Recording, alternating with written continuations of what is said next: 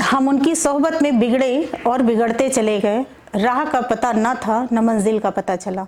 नमस्ते, मैं डॉक्टर आरती वर्मा आपके सामने आज अपने पॉडकास्ट चैनल हार्दिक अभिनंदन में श्री हरि वाणी जी के साथ में उपस्थित हुई हूँ।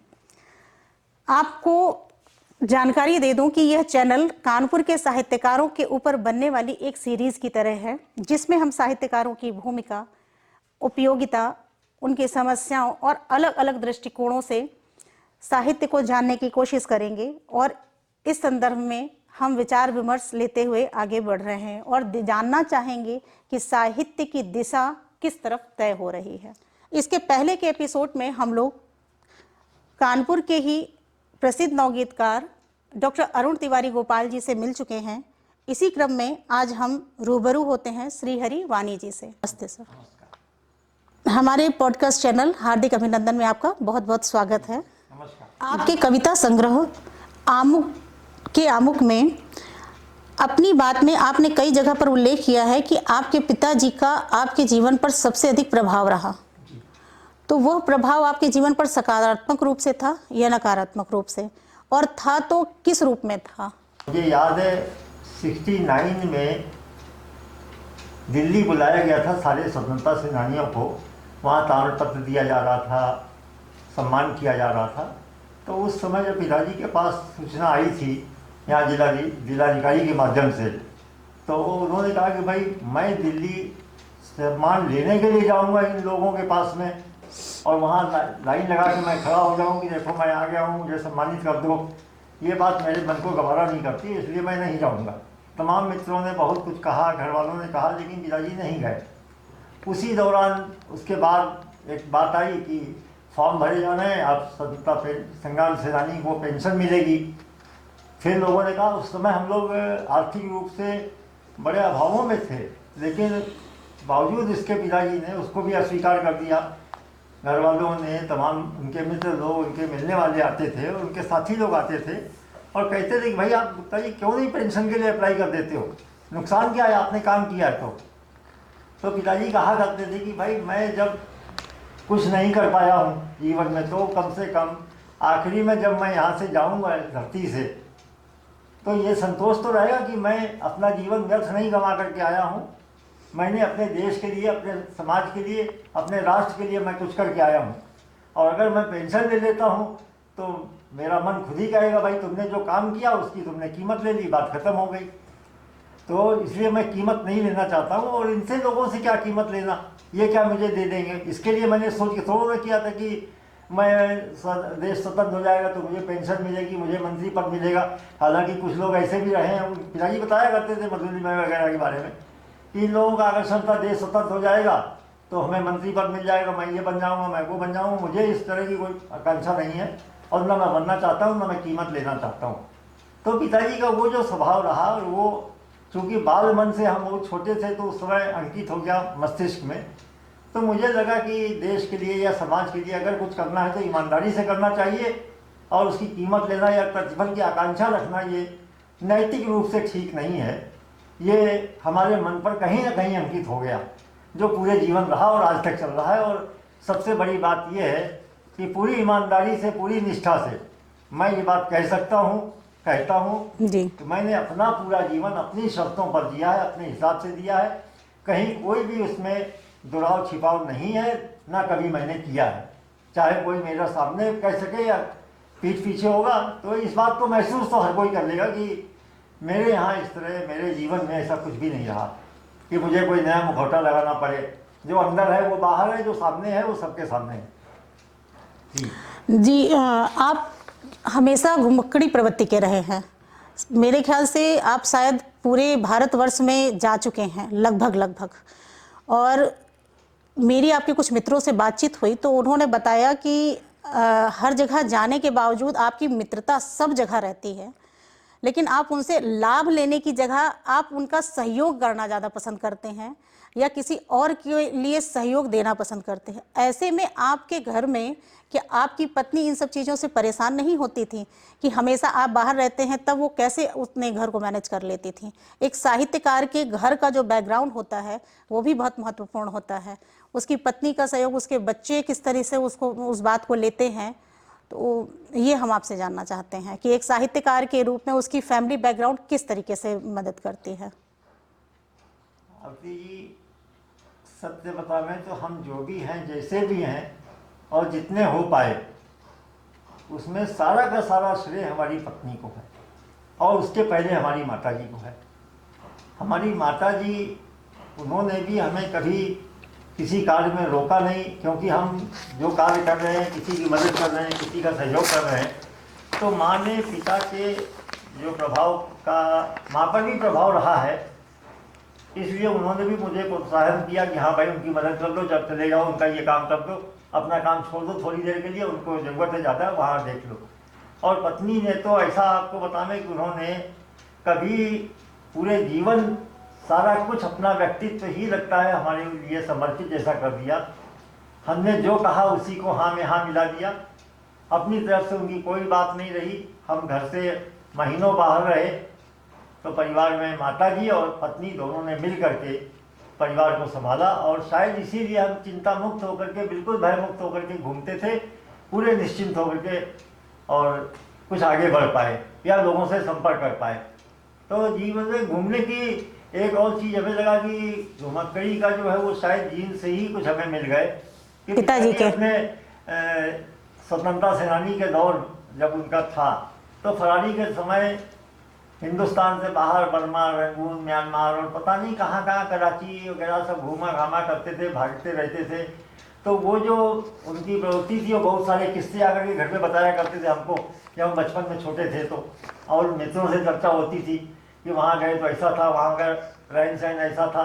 तो वो एक जिज्ञासा सी जगती चली गई कि कहाँ पर जाएं, क्या रहन सहन है, वहाँ के लोगों का कैसा परिवेश है, वहाँ के लोग क्या करते हैं, क्या खाते हैं, कैसा रहते हैं, हमारे उनसे उनमें क्या भिन्नता है। तो वो सारी चीज़ें देखने की एक जो जिज्ञासा जग गई, बस वो जिज्ञासा चली गई और आज तक शायद वो ख़त्म नहीं हुई। हम समझते हैं किसी मनुष्य की कोई जिज्ञासा अगर जग जाए तो वो जानने की आकांक्षा और जानने की भूख ये कभी नहीं मिटती, ये मुझे लगता है। तो भारत के अलावा आप कौन कौन से देश में अब तक यात्राएं कर चुके हैं? अगर विदेश कहें तो नेपाल तक गए हैं, भारत के अलावा और किसी देश के बाहर तो नहीं गए जी। लेकिन भारत के हर कोने कोने तक, चाहे वो नॉर्थ ईस्ट रहा हो, पूर्वोत्तर रहा हो, या राजस्थान रहा हो, या फिर अमृतसर बॉर्डर हो, या कश्मीर कन्याकुमारी हो। कश्मीर से कन्याकुमारी जो भी क्षेत्र हैं, उनमें बहुत ही कम जिले ऐसे होंगे जिन तक हम नहीं गए होंगे, क्योंकि तमाम सारे आयोजन हुए, तमाम सारे मित्र रहे। कभी किसी मित्र ने बुला लिया, कभी तीर्थ यात्रा के लिए, कभी किसी कार्य या साहित्यिक आयोजन के चक्कर में, तो इसलिए हर जगह जाना आना रहा। और जहाँ भी गए हैं तो ऐसा नहीं रहा कि वहाँ पर जिन लोगों से गए, जिनसे मिले, उनके हमने नंबर लिए। उस समय, पहले के समय में डायरी में उनका नाम पता नोट कर लेते थे, पत्र व्यवहार करते थे। और अब जब से ये दूरभाष की सुविधा उपलब्ध हो गई तो टेलीफोन पर संपर्क हम बनाए रखते हैं। उनका फ़ोन आए तो भी ठीक है, नहीं तो अगर कुछ दिन बीते तो कभी ना कभी हम भी फ़ोन कर लेते हैं और संपर्क बने रहते हैं। अभी हाल ही में आपके एक मित्र से बात हुई तो उन्होंने बताया कि आपने उनकी पत्रिका के प्रमोशन के समय पर एक साहित्यकार को बुलाया, फिर उसके वो उनका शायद अंतिम वो क्या मैटर है? वो मैटर हिंदुस्तान के बहुत नामचीन जर्नलिस्ट कहें, राइटर कहें, मंगलेश डबराल जी के बारे में है। जी जी। उषा रानी राव जी बेंगलोर में हैं, हेड ऑफ डिपार्टमेंट हैं बॉलविन डिग्री कॉलेज में जी। उन्होंने एक पुस्तक लिखी थी निराला पर जी। और वो चाहती थी, उसके बाद में पहले मुंबई में प्रेस क्लब में उसका विमोचन करने की बात आई। हम लोगों ने प्रेस क्लब बुक करा दिया, सारा आयोजन तय हो गया। देश के बड़े कथाकार और संपादक रहे हरीश पाठक जी, उनकी स्वीकृति मिल गई, विजय कुमार जी की स्वीकृति मिल गई और वो लोग उसमें आने को तैयार थे। अचानक से कोरोना काल आया और वो कोरोना की वजह से वहाँ पर आदेश आ गया कि आप लोग ये कार्यक्रम नहीं कर सकेंगे। प्रेस क्लब की तरफ से सूचना आ गई कि 50 टाइम्स आपको जुर्माना देना पड़ेगा अगर आपने कोई भी आयोजन किया। तो हमारे लिए संभव नहीं है। बुकिंग का पैसा जमा कर रहे थे, उन्होंने कहा बुकिंग या तो उसको रद्द कर दीजिए या फिर आपका पैसा हम सेव कर लेंगे, और वो आयोजन नहीं हो पाया। अब उषा जी बहुत परेशान थी कि हमारी ये पत्रिका का किताब का विमोचन नहीं हो पाया। कभी ना होगा मेरा अंत निराला, ये उनकी पुस्तक थी। तो बड़ी मेहनत से उन्होंने लिखी थी और विमोचन नहीं हो पाया। हमसे बात आई तो हमने कहा कि ऐसा ऐसा करते हैं, ऑनलाइन इसका विमोचन करा देते हैं जी। उसमें चूंकि तकनीकी बारे में हमारी जानकारी बिल्कुल कुछ नहीं है, हम शून्य हैं, तो उसकी जिम्मेदारी ले ली अजय शुक्ला जी ने जी। कि हम कर लेंगे, और उषा जी ने कहा कि हम भी और हमारी बेटी मिल करके उसको अरेंज कर लेंगे। तो बेंगलोर से उनकी बेटी उसको देख रही थी अपने लैपटॉप पर, और इधर बॉम्बे में अजय जी थे, और मिल करके हम लोगों ने उसका फिर ऑनलाइन चर्चा कराई, पुस्तक चर्चा। जी। मंगलेश डबराल जी से हमारे संपर्क बहुत अच्छे हो गए थे। जी। जी। उनको चाहे जितना व्यस्त रहे हों, हमने जब भी कभी फ़ोन किया है तो हमेशा तुरंत वो कॉल हमारी उठाते थे, और हाँ हरिवाणी बोलो। तो हम पूछा भी करते थे, सर आप कहीं व्यस्त हों तो बताएं, बाद में बात कर लेंगे। तो बोले नहीं नहीं, बोलो बोलो। जी। इतना करके हमारी बात सुन लेते थे। तो हमें ये लगता था कि मंगलेश जी हमारी बात को सुनेंगे। मंगलेश जी से हमने बात की, उन्होंने टाइम दिया कि फला दिन हम रह सकते हैं, रख लो। हमने कार्यक्रम कराया, और मंगलेश जी ने कहा ये था हमसे कि हम 15 मिनट मैं बोलूँगा, उसके बाद मुझे कहीं दूसरे किसी कार्यक्रम को अटेंड करना है। हमने कहा ठीक है, आप 15 मिनट बोल लीजिए। लेकिन जब उन्होंने बोलना शुरू किया किताब पर तो 45 मिनट बोले। ओफो। और उसके बाद अन्य लोगों ने भी उस पर चर्चा की, और जब चर्चा समाप्त हो गई, यूट्यूब पर और फेसबुक पर रिकॉर्ड भी हो गया वो कार्यक्रम, अभी भी पड़ा होगा। और उसी के बाद में, अगस्त की बात है, शायद अगस्त या सितंबर की, अगस्त की बात है, और उसके बाद दिसंबर के महीने में मंगलेश जी का देहांत हो गया। तो हमें लगा कि शायद ये उनके जीवन काल का अंतिम एक आयोजन था जो हम लोगों ने करवा लिया उनसे। बाद में उषा जी ने हमें बताया कि मंगलेश जी के साथ उनका जो पहले का अनुभव रहा होगा कुछ वर्षों पूर्व का। जी। जी। अपने कॉलेज में उन्होंने एक सेमिनार किया था, उसमें मंगलेश जी ने पहले उन्होंने इंडियन एयरलाइंस की टिकट कराई थी। उन्होंने मंगलेश जी कहने लगे कि मैं इसमें नहीं चलता हूँ, विस्तारा का चलता हूँ मैं। तो फिर उनको अचानक विस्तारा की टिकट लेनी पड़ी। जी। जी। और विस्तारा की टिकट भेजी, उसके बाद भी एंड टाइम पर फिर मंगलेश जी ने कहा कि नहीं, मुझे बुखार फील हो रहा है और मैं हार ही पाऊंगा। अब उषा जी ने अरेंज किया था वहाँ कार्यक्रम, तो उनकी बड़ी किरकिरी हुई थी। तो वो ये बात हमें घटना उन्होंने बाद में बताई कि मंगलेश जी किस तरह के व्यक्ति थे। जी। जी। लेकिन उसके बाद में उन्होंने जब देखा कि कार्यक्रम सफलता से निपट गया, तो उषा जी को भी बड़ी प्रसन्नता हुई, हम सबको भी बड़ी प्रसन्नता हुई। आज भी हम लोग प्रसन्न हैं, और ये जरूर तकलीफ है कि मंगलेश जी से दोबारा उसके बाद भेंट नहीं हो पाई। ये दुखद अध्याय भी है हमारे जीवन का है। लेकिन इसका मतलब ये हुआ कि हर व्यक्ति के साथ, हर व्यक्ति के अलग अलग और अपने तरह से संबंध होते हैं। तो आपके संबंध लगभग मित्रवत रहे हैं उनके साथ में? मित्रवत नहीं, हम उनको अपना आदर्श मानते थे। हमसे वरिष्ठ थे, उनको बुकर पुरस्कार मिला था जो नोबेल पुरस्कार के इक्विवेलेंट माना जाता है। जी। जी। जी। तो वो बुकर पुरस्कार प्राप्त हो चुका था उन्हें उस समय भी। और उसके बाद की बात है, उनका नाम गूंज रहा था पूरे देश में, पूरे दुनिया में उनका नाम था। बड़े साहित्यकारों में उनका, बड़े साहित्यकारों में नाम उनके। जी। सरिता पत्रिका जो दिल्ली प्रेस के समूह द्वारा प्रकाशित होती है, एक पाक्षिक पत्रिका, उसमें आपने अपने काफ़ी लेख दिए हैं, कविताएं। तो उस समय क्या पारिश्रमिक मिलता था, और आप इसमें पत्रिकाओं में देने के लिए आपका उत्साह ज़्यादा था बजाय किताबों को निकालने के? तो उस समय क्या मतलब स्थिति थी पत्रिकाओं की आपके समय पर, और किस समय के बाद की बात है ये, मतलब किस सन के लगभग की? ये दौर रहा होगा 76 के आसपास का, 75-76 का। तभी से हम लोगों ने लिखना शुरू किया था। मैंने उस समय हम लोग पढ़ते थे, स्टूडेंट थे। हम लोगों को अगर कभी घर से 5 रुपया 2 रुपया मिल जाता था तो ये बड़ी बात होती थी।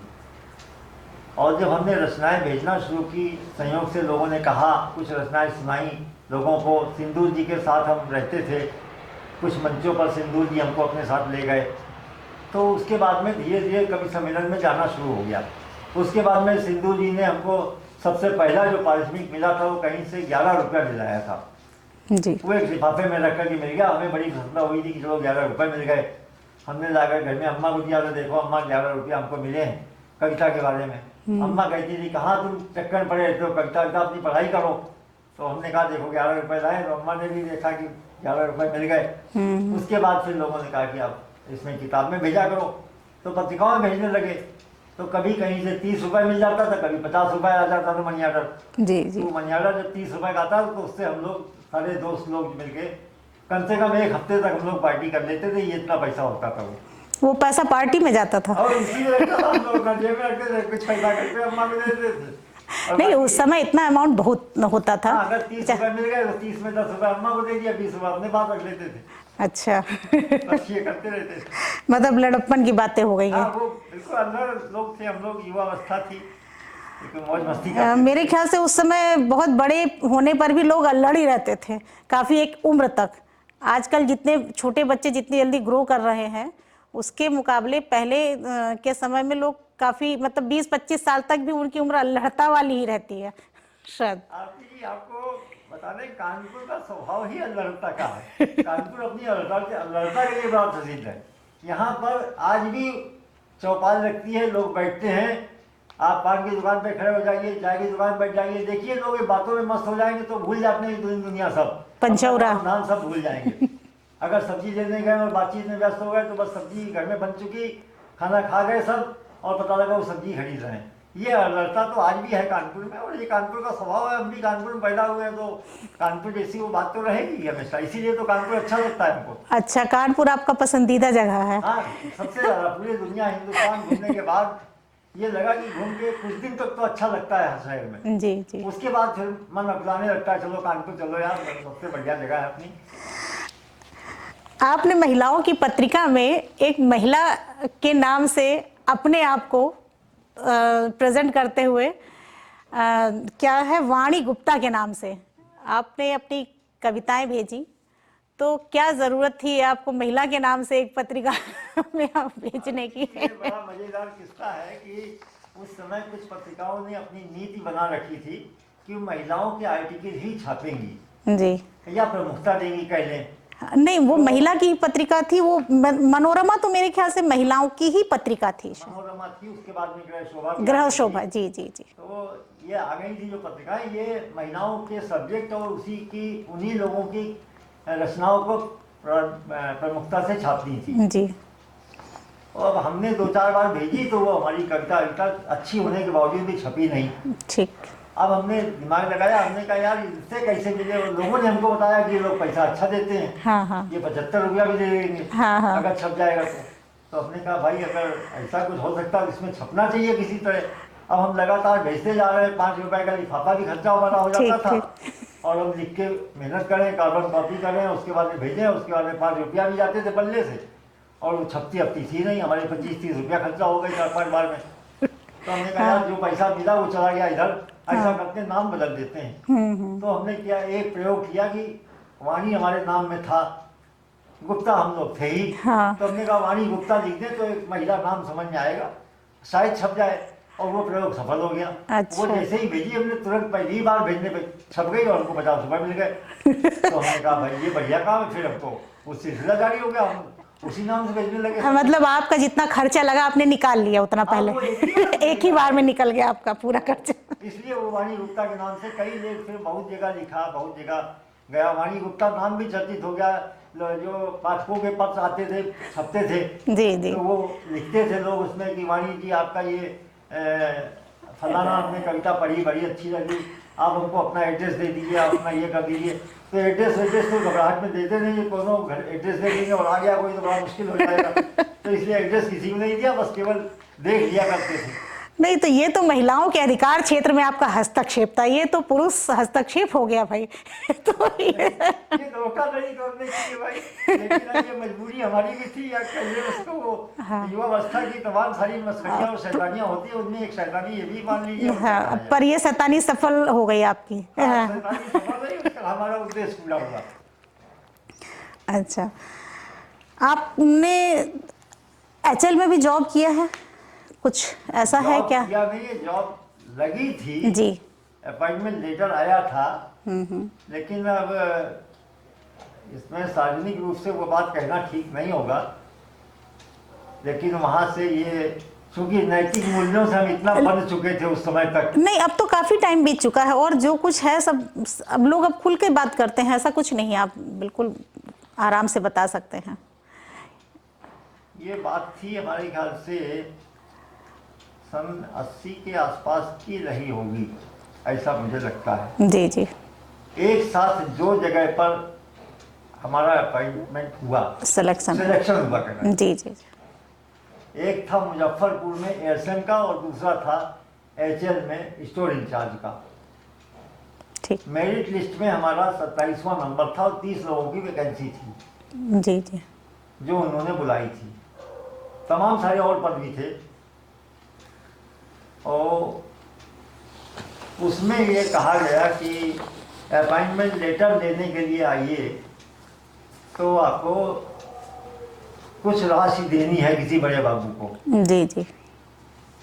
हमारा मन जो था, चूंकि अब एक बताया जैसा हमने कि एक हम राष्ट्रीय स्वयंसेवक संघ में हमने डगमगाते कदमों से अपना जाकर के ध्वज प्रणाम करना सीख लिया था, तो कुछ तो उसका भी प्रभाव रहा मन पर।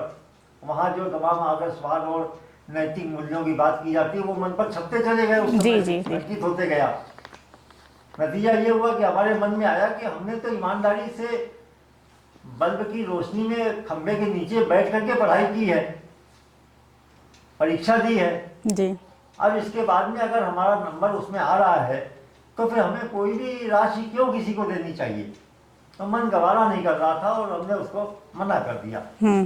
मुजफ्फरपुर वाली बात आई, वो ये था कि इतनी दूर है, अब हम घर में दो भाई, हम माता जी दो भाई, जी, जी। हमारे बाद दो भाई और जी जी। तो हम 3 भाई थे, तो हम अकेले चले जाए, सबसे बड़े हम, तो छोटे भाई घर में अम्मा जी जी। और कैसे क्या होगा। तो मुजफ्फरपुर के बारे में लोगों ने बताया भी कि बड़ा बिहार का क्षेत्र ठीक नहीं एरिया है और ऐसा वैसा है। तो ये हुआ, अम्मा ने कहा तुम ये वाला कर लो। यहाँ गए तो यहाँ समस्या आ गई वही कि वो कुछ बाबूजी मांग रहे हैं, अब फिर समस्या फंसी। लेकिन एक हमारे पिताजी के देहांत के बाद हमारे घर में जो हमारे सरपरस्त कह लें या हमारे घर में जो गार्जियन कह लें, संरक्षक कह लें, कुछ भी कह लें, पिताजी के एक मित्र रहे लखन लाल जी मानव जी। अभी हैं वो यहीं कानपुर में ओरिएंटल इंश्योरेंस में डिविजनल मैनेजर से रिटायर हुए। जी जी।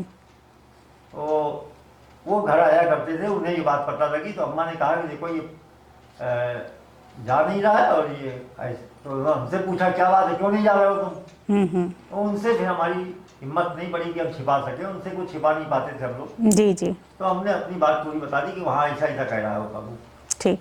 तो उन्होंने अपनी जेब से हमको पैसे दिए जी। कि ये लो पैसे और जा करके दे करके ले आना, हाँ हाँ। अब कल चले जाओ सुबह। जी। हम यहाँ से गए, वहाँ जाने के बाद फिर गेट पर पहुँचने के बाद हमारे मन में हिचक आई।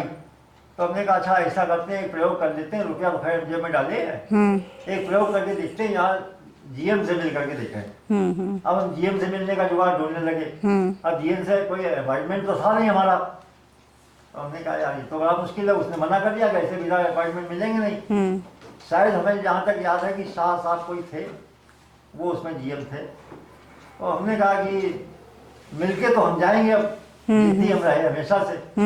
हमने जीएम की गाड़ी वहाँ खड़ी थी पोर्टिको में, वो देख ली, उसका नंबर समझ लिया, देख लिया उसमें सामने नेम प्लेट वगैरह लगी थी, वो सब देख लिया। जी जी। और उसने हमको दिया भगा वहाँ से कि बिना अपॉइंटमेंट मिल नहीं सकते हो। क्योंकि उस समय तमाम लड़के आ रहे थे वहाँ उस कैंपस में, वो अपॉइंटमेंट वाले सिलेक्शन के लिए, तो लोगों ने लगा रखा होगा अपना वो। तो हम खैर निकल आए, हमने कहा जीएम साहब लौटेंगे तो वहीं कभी ना कभी। अब वहाँ हम खड़े तो भी मना कर दिया कि यहाँ मत खड़े रहो, निकलो बाहर, निकलो बाहर, निकलो। अब हम बाहर निकल आए गेट के बाहर निकल के आने के बाद फिर हमने किनारे हम पैर के वहाँ धूप में खड़े रहे, ये इंतजार करते हुए कब ये जीएम साहब निकलेंगे। जी। जब वो जीएम साहब की गाड़ी आई तो हम झट से कूद के सामने पहुँच गए और हमने कहा कि हाथ दिया, इशारा किया, तो तुरंत उन्होंने अपना शीशा उतारा, एम्बेसडर गाड़ी थी उनकी, पूछा क्या बात। हमने कहा सर आपसे मिलना है। कहते हैं क्या अपॉइंटमेंट के सिलसिले में। हमने कहा हाँ सर। कहते मेरिट में नंबर है। हमने कहा हाँ है। जी। बोले क्या नंबर है तुम्हारा। हमने बताया। हम कहते ठीक कल आ जाओ। हमने कल आ के ले जाएंगे, मिलने नहीं देते आपके आगे लोग कोई। हाँ हाँ। तो उन्होंने तुरंत अपना एक कागज निकाला, उस पर लिख करके कुछ दिया और हमको कहते हैं कि ये कागज दिखा देना, आ जाएंगे, हाँ हाँ। आने देंगे। दूसरे दिन हम गए, उन्होंने उनके कमरे में पहुंच गया, उनके चेम्बर में चर्चा हुई, काफ़ी चर्चा हुई। जी 15 मिनट के बाद हम वहाँ से निकले थे, तो आरती जी अब पूरी चर्चा तो विषय विस्तार हो जाएगा। हाँ हाँ हाँ लेकिन ये था कि आंसू उनके भी टपके थे, जी आंसू हमारे भी टपके थे, जी और हम ये कह करके निकले थे हैं हाँ कि साहब हम कल से अब जा करके सब्जी मंडी में, उस जमाने में सब्जी मंडी यहाँ पर हलसी रोड पे जो बादशाही नाका वाली वो होती हाँ थी। हाँ हमने कल से सब्जी मंडी में जाके बोरी बिछा करके धनिया मिर्चा बेचेंगे, और नौकरी के लिए अब हम नहीं आएंगे, आपके पास जाओ आप, आपकी नौकरी आपको मुबारक।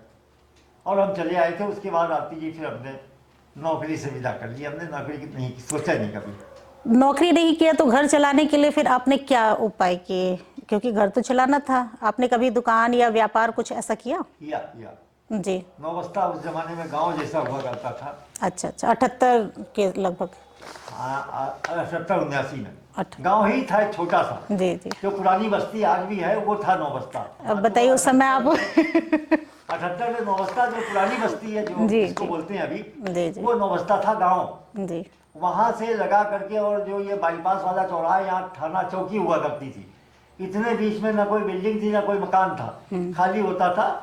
और आवागमन का साधन वो टांगे घोड़े वाले खड़खड़ा होते थे, वो चल के उससे लोग जाते थे, वो चलते थे, और कोई साधन नहीं होता था। बाइक और मोटर कारें तो कहीं सपने में नहीं होती थी। बाइक किसी के पास होती थी मोहल्ले में, एक आध किसी के पास में, जी एसडी और जावा वगैरह, या स्कूटर और बजाज का स्कूटर होता था, जी जी तो वो मोहल्ले में किसी के पास होता था। उस जमाने में नौबस्ता में हमें रहने में आ गए थे। हुआ ये था कि उस समय व्यापार की बात आई, तो हमें ये लगा कि यहाँ पर सौंदर्य प्रसाधन की दुकान खोली जा सकती है। ये नहीं है, यहाँ पर कोई नहीं बेचता। तो हमने कहा यार ये सबसे मार्जिन का धंधा है, हाँ ये खोला जाए। हाँ उस जमाने में 6,000 रुपया खर्चा हुआ था। अच्छा अच्छा 6000 तो बहुत थे सर। हाँ, उस जमाने में 6,000 रुपया लगा था। मतलब एक दुकान पूरी खोलने में या केवल उसकी शटर लगाने में, उसका फर्नीचर बनाने में और सामान रखने में, सामान में, मतलब पूरी दुकान खोलने में आपके इतने 6,000 पैसे लग रुपया गए हमारी थे? दुकान खुल गई थी वो। हाँ तो वो 6000 आज के 6 लाख हो जाएंगे मेरे ख्याल से। वो 6,000 रुपया हमें महाराष्ट्र में हम लोगों ने अपना एक मकान बेचा था, उससे मिले थे। अच्छा अच्छा तो अच्छा वो 6,000 रुपये आए थे, और वो हमने अम्मा से बिना बताए, क्योंकि अम्मा ने हमारे पास खाते में जमा करवा दिए थे, हमने चुपचाप लगा दिए थे। जी जी और दुकान हम लोगों ने खोल ली। जी। दुकान में बड़ा सा बोर्ड लगाया, नाम रखा था विसारिका। अभिसारिका। हाँ। जी तो उसमें हमने बिंदी, चुटिया, उस समय उस जमाने में चुटीला और रोल वाले फीते, हाँ, और वो हाँ। लिपस्टिक, और लिपस्टिक की टिकिया होती थी। हाँ हाँ वो लाल रंग की टिकिया आती थी। हाँ हाँ, लाली लाली बोलते थे। हाँ, लाली। वो हमने बेचना शुरू कर दिया। हमने दुकान खोली तो सारे लोगों ने, पूरा नौबस्ता हमारे ऊपर टूट पड़ा कि अरे तुमने क्या कर दिया, ये अम्मा का पैसा उठा के तुमने बर्बाद कर दिया, और यहाँ नौबस्ता में कौन खरीदेगा लाली लिपस्टिक तुम्हारी, तुमने तो लड़का तुम्हारा बिल्कुल कपूत निकला, ये बर्बाद कर दिया इसने। लेकिन आपको बतावें आरती जी, कालांतर में उसी साल जब गुड़िया का दिन आया था, ये तो सावन में जब सावन में, जी जी उस सावन दुकान में नाग पंचमी के दिन, सामान बिका नाग था। पंचमी के दिन का हाँ, है ना। नाग हाँ पंचमी गुड़िया का वाला दिन होता है वो। जी उस समय 2-3 दिन पहले से लाइन लग करके, जैसे कंट्रोल में राशन मिलता था, उस तरह से भीड़ लगी थी हमारी दुकान में। अच्छा और उस दुकान में जो मुंह से निकल जाता था वो पैसा लोगों को देना है तो दो, नहीं तो जाओ। हाँ। ये हाल हुआ फिर, और वो दुकान खूब चली। साहित्य जगत में रचनाओं की चोरी की बातें बहुत होती हैं, तो ये जो कविता और कहानियों की चोरी कैसे होती है? क्या ये सस्ती पब्लिसिटी है व्यक्ति की? जब आप लिखते नहीं है तो आप दूसरी की रचना कैसे चुरा सकते हैं? और ये रचनाओं की चोरी का मतलब मसला क्या है? क्योंकि चोरी का मसला तो एक चीज आप जान लीजिए कि जो लिखता है जी उसकी प्रस्तुति भी उतनी प्रभावी हो, ये कभी निश्चित नहीं होता। जी लेकिन जिनकी प्रस्तुति प्रभावी होती है, वो अधिकतर लोग जो हैं वो लिखा हुआ उनकी 4-6-10 लिखते हैं, उसमें से 2-3 चीज़ें ऐसी होती हैं जो वो प्रभावी ढंग से प्रस्तुत कर पाते हैं। जी अब प्रस्तुति जिनको करनी है वो लिख नहीं रहे हैं, जो लिख रहे हैं वो प्रस्तुति नहीं कर रहे हैं, तो एक गैप आता है बीच में। वहाँ पर फिर बात आती है कि जो प्रस्तुतिकरण कर रहे हैं जी वो मंची उनकी प्रस्तुतियाँ हैं, जी जी वो तमाम सारे मंचों को ढूंढ रहे हैं, मंचों तक जा रहे हैं। जी जी अब वो लिख नहीं रहे हैं, उनके पास कुछ एक उनके जो हैं लिखे हुए अपने, जी वो 2-4-10 बार 4 बार पढ़ चुके, जी जी। तो फिर से उसी शहर में उसी मंच पर पहुंचे। हाँ हाँ अब पुराना वही दोहराएंगे तो कई बार पब्लिक डिमांड करती है कि अपना पुराना दोहराइए। जैसे हाँ हाँ कुमार विश्वास का है कि वो अपना लोग कोई दीवाना कहता है, बार बार हाँ दोहराते हैं। हाँ हाँ हाँ लेकिन कुछ नई भी चाहिए होती है। ठीक। अब ऐसी स्थिति में उनको ये चाहिए होती कहाँ से मिले, तो किसी भी कवि का या किसी कविता संग्रह से या कहीं किसी ऐसे कवि से जो ज़्यादा जाना आना नहीं है, मूवमेंट में नहीं है, उसकी कोई अच्छी रचना मिली, वो उसने उठा ली इतनी। अच्छा, अब तो फेसबुक और सोशल मीडिया आ गया तो अब एक झमेला भी हो गया है कि कहाँ से हम किसकी रचना को कॉपी करके और अपने नाम से उसमें पेस्ट करके डाल दें, हाँ हाँ ताकि लोग हमको तमाम सारे लाइक मिल जाएं, तमाम सारे लोग कमेंट मिल जाए। उसका एक दीवानापन आ गया, तो उसके चक्कर में खुद नहीं लिख रहे, दूसरे किसी करके डाल दी। जबकि कायदे की बात यह है कि आप अगर किसी की चीज शेयर कर रहे हैं तो उसके नीचे लिख देना चाहिए उसका नाम उद्धृत, आभार जी, इतना तो देना चाहिए, उसको आभार व्यक्त करना चाहिए। लेकिन वो आभार नहीं व्यक्त किया, लोगों ने डाल दी। अगर किसी ने फोन करके उनसे तमाम कहा, पहली बात तो ओवरलुक कर जाते हैं लोग, ध्यान नहीं देते उस पर, कहने दो। लेकिन ज़्यादा कुछ कहा गया तो कहते हैं भाई वो हमको क्योंकि मालूम नहीं था, ये शेयर नहीं हो रहा था, तो मैंने वहाँ से कॉपी करके पेस्ट कर दिया। अब कॉपी करके भाई आपने पेस्ट कर दिया तो नीचे आप ये लाइन भी लिख सकते थे कि साबार वहाँ से उद्धृत किया है हमने, लेकिन नहीं करते हैं लोग। तो इसके बारे में ये चलते रहेगा। चोरी हमेशा से साहित्य जगत में हमेशा से चौर कर्म जो है वो एक ऐसा कर्म है कि वो दुनिया में रहा है और रहेगा, इसको कोई रोक नहीं पाया है। आपने कविता, लेख, नाटकों का मंचन भी किया है कुछ, तो नाटकों के मंचन में क्या आप भी पात्र के रूप में रहते थे या नेपथ्य से आपका कुछ अपना रोल रहता था, या उसके संचालन में आप सहयोग करते थे, किस तरह से आपका? नाटक की बात आई, हमारे कुछ लोगों ने मिल करके, दरअसल हमने सन 76 में, जी, अब तो राष्ट्रीय स्वयंसेवक संघ का एक सांस्कृतिक संगठन बन गया है संस्कार भारती जी, लेकिन हमने सन 76 में संस्कार भारती की नाम से बोर्ड बनवा करके एक संस्था बना डाली। जी जी। और उस संस्था के अंतर्गत हम लोग रामचरित मानस और तमाम सारे इस तरह का आयोजन अपना किया करते थे। अपने दोस्तों के साथ अपना ग्रुप बना लिया था, अपने मंडली बना ली थी। मंचन लगभग इन्हीं का होता था, मतलब आध्यात्मिक चीजों में। बात हमारी देखिए जी, होता ये था कि शुरू वहाँ से हुई, उसके बाद में ये हुआ यार कुछ नाटक किए जाएं, तो नाटक लिखा गया। जी, वो नाटक भी लिखा फिर हमने। जी जी। उसके बाद में नाटक की प्रस्तुति की बात आई तो हम लोगों ने पात्र चयन कर लिया आपस में खुद ही जी कि फला ये हम बन सकते हैं, हम ये बन सकते हैं। कुछ अभ्यास भी किया। जी जी नौबस्ता में एक पटेल विकास मंडल हुआ करता था, ग्राउंड था, एकमात्र ग्राउंड था जी। वहीं एक कमरा बना था सामुदायिक विकास योजना के अंतर्गत, तो उसका एक हॉल था, उसमें हम लोगों को चाबी अभी मिल जाती थी, हम लोग किया करते थे अभ्यास।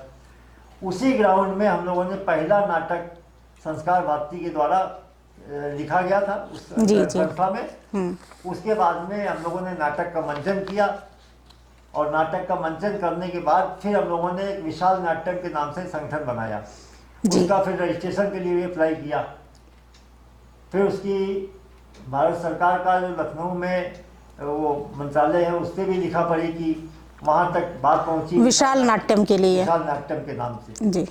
लेकिन हुआ ये उसमें कि निर्देशन और कथा, पटकथा, संवाद, जी वो कथा हमारी थी।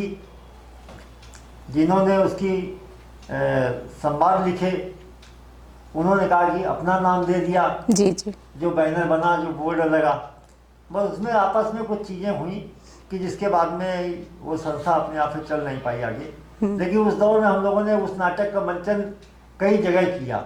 मतलब लिखे हुए आपके नाटक किसी और के नाम से कहानी हमारी थी। जी जी। संवाद किसी ने लिखे थे जी। और उसका मंचन किया। उसमें एक पात्र हम भी थे जी। उसमें एक मुनीम की भूमिका होती थी। जी जी। जो आपको अगर पिक्चरें, आपको पुरानी पिक्चरें आप देखेंगे, हाँ, तो एक कन्हैया लाल का जो रोल होता था जी, उस तरह का रोल था वो मुनीम का। जी। और वो हम खुद करते थे। ठीक।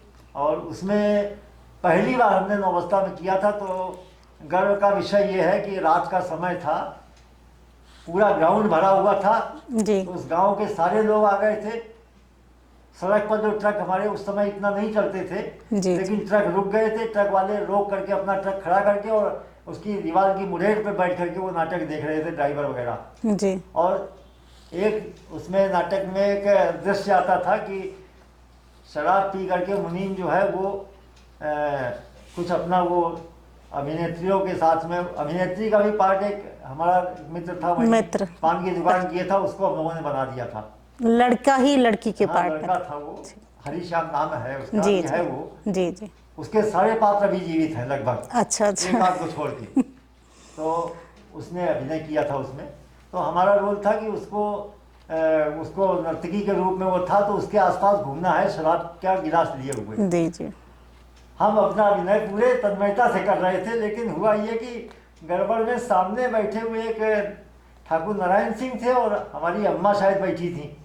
इन लोगों पर निगाह पड़ गई हमारी, अचानक जो है वो हम लड़खड़ा गए। हमने कहा ये गजब से, ये बिल्कुल ढक से हुआ, क्या हो गया, इनके सामने हम क्या कर रहे हैं। और वो उस लड़खड़ाहट में वो गिलास गया, हम भी गिर पड़े।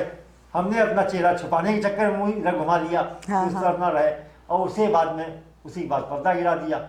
लेकिन वो अभिनय जो था, दृश्य इतना प्रभावी बन गया कि लोगों को लगा कि ये वास्तविक रूप में हाथ में गिर पड़ा, इतनी ज्यादा इसने अभिनय की दिखा दिया। तो वो एक बड़े प्रसंग हैं इस तरह के बहुत सारे। हाँ हाँ। तो उसमें भी हाथ आजमाए कुछ दिन तक, जी जी। लेकिन बाकी आगे नहीं चला फिर वो। साप्ताहिक पत्रिका भी आपने निकाली? हाँ, साप्ताहिक और- पत्रिका निकाली, साप्ताहिक पेपर भी निकाला। साप्ताहिक पेपर निकाला ब्लिट टाइप का। सब कुछ आपने निकाला, लेकिन आपका बीच में बंद कैसे होता चला गया ये, मतलब? जोश में हम लोग निकाल लेते थे, हाँ। और ये सोच के कि ये 4 लोग, ये 14 लोग, फिर बाकी इनसे सहयोग ले आएंगे।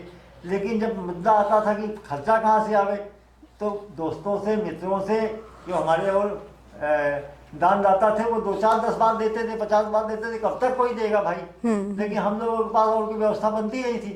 और हमारी एक सबसे बड़ी समस्या ये रही आज तक पूरे जीवन में, कि हमने कभी हाथ नहीं पसार पाए, किसी से हम चंदा ले नहीं पाए। तो इसी चक्कर में हमारी अपनी पत्रिका बंद हो गई। कि हमने जो पत्रिका अभी निकाली 2012 में, बहुत जी। दिन तक चली, जी जी। तो वो 8-10 साल चलाने के बाद हमको बंद करनी पड़ी। उसमें तो हम घर का पैसा लग गया, क्योंकि हम उसमें विज्ञापन नहीं बटोर पाते थे। लोग कह देते थे ले लेना ले लेना, अब उनके पास चक्कर लगाने हैं, अब चक्कर कौन लगावे बार बार। और जब बड़े लोगों के पास पैसा लेने जाओ तो वो आज इसमें बिगड़ गए, आज इसमें ये व्यस्त हैं, आज हमारी इनकम टैक्स की रेट पड़ गई। अरे भाई, हमारे 1500 रुपया में आपकी रेट से क्या अंतर पड़ने वाला था। लेकिन लोग बहाना बता देते हैं, यार रेट बढ़ गई, ये हो गया, वो हो गया, हाँ, हाँ। आज ऐसा है, आज माँ केस लगा है, आज इनकम टैक्स देखना है। तो ये हमसे हो नहीं पाता था फिर, क्यों कहीं ना कहीं हमारा स्वाभिमान आ रहा था। हम 2-4 बार के बाद जाते नहीं थे, और वो पैसा जाता डूब। फिर अगले महीने कोई नया विज्ञापन ढूंढते थे किसी का, उसका छापा, उसने भी नहीं दिया पैसा। हाँ, अब हाँ। कभी किसी ने दे दिया तो चला, अगला अंक निकला। ये होते रहा हमेशा से। अच्छा अच्छा। और आपने पत्रिकाओं में अपने लेख वगैरह आप देते रहे, कविताएं दी आपने, लेकिन आपकी पुस्तक बहुत दिनों के बाद में आई, और अभी तक आप पुस्तक को पब्लिश करने में कभी आपने इंटरेस्ट नहीं दिखाया। और ये अंत में जो आपकी पुस्तक प्रकाशित हुई, वो भी आपके इंटरेस्ट से नहीं हुई, आपके मित्रों के इंटरेस्ट से हुई। तो आपने इतना जीवन लगभग अपने साहित्य को दिया, उसके बावजूद आपको पुस्तक के प्रकाशन में क्या परेशानी रही, या उसमें आपका मतलब रुचि क्यों नहीं जागृत रही? आरती जी, ईमानदारी की बात अगर कहें तो हमें आज भी नहीं लगता है कि हम कुछ कर पाए अपने जीवन में साहित्यिक क्षेत्र में। जी। एक मन में उस जमाने से जब सिंदूर जी के साथ हमने लिखना और आगे बढ़े हम, जी। तब हमको लगता था कि सिंदूर जी हुए, वात्स्यायन जी हुए, ये सब लोग ऐसे हैं जिनकी किताबें होनी चाहिए, हम इनकी किताबें पढ़ेंगे। जी।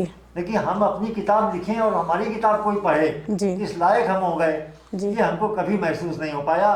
और ईमानदारी की बात, आज तक हमें महसूस नहीं होता कि हम इतने बड़े हो गए कि हम अपनी किताब लिखें, उसको कुछ लोग पढ़ेंगे। जी। लेकिन हाँ, खुशी जरूर होती है। अभी जब पुस्तक प्रकाशित हो गई, तो जब लोगों ने पुस्तक खरीदी, जी। और हम समझते हैं ये सौभाग्यशाली हम रहे होंगे कि जिसकी पुस्तक खरीद करके लोगों ने हिंदी की कविता संग्रह खरीदी गई हो। जी। लेकिन वास्तविकता यही है कि साहित्य जगत में जो हजारों वर्षों का लिखा साहित्य चला आ रहा है, हमारे पास हमारे पूर्वजों की जाने कितने लोग लिखा है, लोगों ने साहित्य, कितना बड़ा संसार है, कितना भंडार है। जी। जी। उस अथाह सागर में से हम अपने जीवन काल के 70 साल में जिसमें 20 साल 30 साल तो हमारे चले गए लड़प्पन में। सीखने में, लड़कपन में। उसके बाद कुछ गृहस्थी को संभालने में और उसमें लगा रहा। जी उसमें जो समय बचा, हम कितना पढ़ पाए हैं, कितना हम जान पाए हैं, कितना हम लिख डाले, क्या हम कहेंगे कि हमने ज्ञान का भंडार कितना संचय कर पाया है, कई बूंदें हम पा सके हैं, ये हमको नहीं पता लगता है। अब आप अगर ये कहें कि आपने लिखा क्यों नहीं, तो बड़ी असहज जैसी स्थिति है। भाई हम क्या लिखें, हमको मालूम क्या है लिखने लायक? नहीं, आप लिखते तो बहुत है, क्योंकि पत्रिकाओं में आपके लेख मैंने देखे हैं। तो आपके लेख, आपकी कविताएं जो आपने बाद में दी हैं, आपने उसमें लिखा भी है कि आपकी बहुत सारी इधर उधर बिखरी हुई हैं, बस आपने समेटने में उसमें उत्सुकता नहीं दिखाई, ये कह सकते हैं आप। पुस्तक का मतलब होता है कि आपने संग्रह किया। हाँ बिल्कुल, आपने पुस्तक अपनी बनाई, ठीक। आपने एक चीज लोगों के सामने प्रस्तुत की पुस्तक के रूप में कि आप हमको पढ़ो। जी वही बात हम कहना चाहते हैं। मुझे ये महसूस नहीं हुआ कि मैं किसी से कहूँ मुझे पढ़ो। फुटकर फुटकर लिख देना अलग बात, हमने अपना विचार व्यक्त किया है, आज मंच पर ये बोल दिया, आज वहाँ पर ये कह दिया, वो तात्कालिक संदर्भों में हमें जो उचित लगा वो हमने कह दिया, ठीक। लेकिन उसको कलेक्शन करके फिर रखें, ये हमको समझ नहीं आती थी बात। और ये हमें आज भी नहीं लगता है कि हम कुछ इतने बड़े हो गए हैं कि हमारी कई पुस्तकें हो जाए और हमारी लोगों को पढ़ना चाहिए। आप लेकिन ये हमारा सौभाग्य है, बस केवल हम कहेंगे जी जी कि हमारे मित्रों ने दबाव डाल के और हमसे वो पुस्तक प्रकाशित करवा दी। प्रकाशित हमने नहीं कराई, हम तो ये कहेंगे मित्रों ने ही प्रकाशित करवा दी। जी जी यो पुस्तक का श्रेय कतई हमारा नहीं है, पुस्तक का श्रेय हमारे मित्रों का है, शुभचिंतकों का है। जी पुस्तक प्रकाशित हुई और उसके बाद पुस्तक की बिक्री भी उन्हीं लोगों ने करवा डाली और हो गई जी उन्हीं के जी बीच। जी जी अच्छी बात केवल ये है, जब हम और लोगों से तुलना करते हैं तो लगता है कि हमारी पुस्तक आज की स्थिति ये है कि शायद 610 प्रतियां उसकी हमको मिल चुकी हैं, जी जो हमसे हमारे पास से जा चुकी हैं। 2-3 शायद हमारे पास बची हुई हैं। और 610 के बाद में अब हमारे प्रकाशक जो छाप रहे थे उन्होंने कहा कि भाई आप इसका नया संस्करण अब छपवा लीजिए। हाँ हाँ तो आप बार बार छपाते हैं, कभी 50, कभी 100, कभी 200 मांगते हैं, लोग भी मांगते हैं हमसे, तो आप नया संस्करण छपा दीजिए तो अच्छा रहेगा, उसमें कुछ समीक्षाएं भी डाल दीजिए। तो ये सौभाग्य रहा हमारा, और इसके अतिरिक्त प्रभु की कृपा के अलावा और क्या है। आपके काव्य गीतों में, कविताओं में आपने यक्ष, मानव, नर, किन्नर, इन सब की खूब बातें कही हैं, और कई बार शिव को लेकर के, कई बार सीता को लेकर के, और कविताएं हैं आपके काव्य संग्रह में काफ़ी। आप कुछ उनसे अलग राय रखते हैं किन्नर के संदर्भ में। मैंने आपकी एक कविता सुनी थी, मैं किन्नर हूँ। किन्नरों पर, किन्नर विमर्श के नाम पर बहुत सारी चर्चाएं हो रही हैं जी कई लोग उस पर शोध भी कर रहे हैं, लेकिन अधिकतर जो पुस्तकें हो रही हैं या पुस्तकें आ रही हैं और जो शोध हो रहे हैं उसमें किन्नरों की दीन दशा का वर्णन किया जा रहा है। उनकी जो वर्तमान में जो स्थितियां हैं उन पर लोग बात कर रहे हैं कि वो स्थितियां क्यों हैं, क्यों नहीं होनी चाहिए, या उनमें क्या विकृतियां आ चुकी हैं, जी उनके क्या हाव भाव, जो उनका जीवन यापन का तौर तरीका है वो गलत है। इस तरह की तमाम सारी चीज़ें आ रही हैं जी और समाज भी उसी रूप में उनको देखता है, विकृत रूप में। हमारे सामने एक बात आई थी, जब कभी किन्नर की एक हमारे मित्र है, उन्होंने एक शर्त रखी यार किन्नरों पर गीत लिखा जाए। तो हमने गीत लिखने के बारे में कहा यार किन्नरों पर तो लिखा नहीं गया कभी और समझ नहीं आता कैसे लिखा जाए। जी तो हमारे मन में कुछ भाव उमड़े इसलिए क्योंकि हमने तमाम सारी भारतीय वाङ्मय जो है वो हमने पढ़ा था कभी। जी तो उनमें से हमें लगा कि यार किन्नर तो बड़ा गौरवशाली अतीत है। तो हमने एक गीत उस समय लिखा, फिर मैं किन्नर हूँ, ये उसका शीर्षक है। हमने उसकी शुरुआत ही की है, नटराज महादेव का पोषित मैं साक्षात कलाधर हूँ, मैं किन्नर हूँ। विश्व सृजनकर्ता ने मुझको पादांगुली मध्य रचाया है। ये एक अंतर कथा है इसमें कि उनकी उत्पत्ति कहाँ से हुई। जी तो वहाँ पर ये बात आई है, विश्व सृजनकर्ता ने मुझको पादांगुली मध्य रचाया है, जग तारिणी पावन गंगा की मैं जन्म संगिनी छाया हूँ।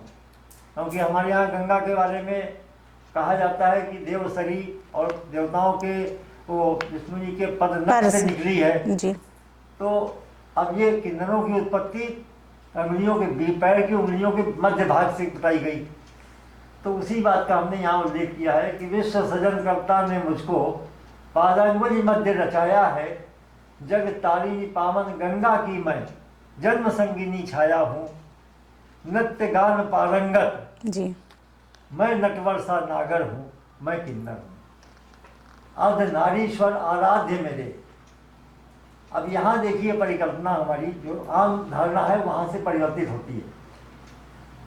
हमने लिखा कि अर्ध नारीश्वर आराध्य मेरे, वैसा ही रूप बनाता हूँ, धरती पर जन्मे हर जातक को आशीष हार पहनाता हूँ, जग भले मेरा उपहास करे, जी। जग भले मेरा उपहास करे, मैं सहनशील महागिरिवर हूँ, मैं किन्नर हूँ। द्रपद पुत्र था समक्ष भीष्म के। यहाँ फिर आपको उस काल में जाना पड़ेगा। महाभारत में जब भीष्म पितामह ने प्रतिज्ञा कर ली थी कि आज अर्जुन को मार ही देंगे, तब वो द्रपद पुत्र था भीष्म के समक्ष आया था शिखंडी के रूप में। उसका मैंने उल्लेख किया यहाँ। द्रपद पुत्र था समक्ष भीष्म के, वरना पार्थ नहीं बच पाता।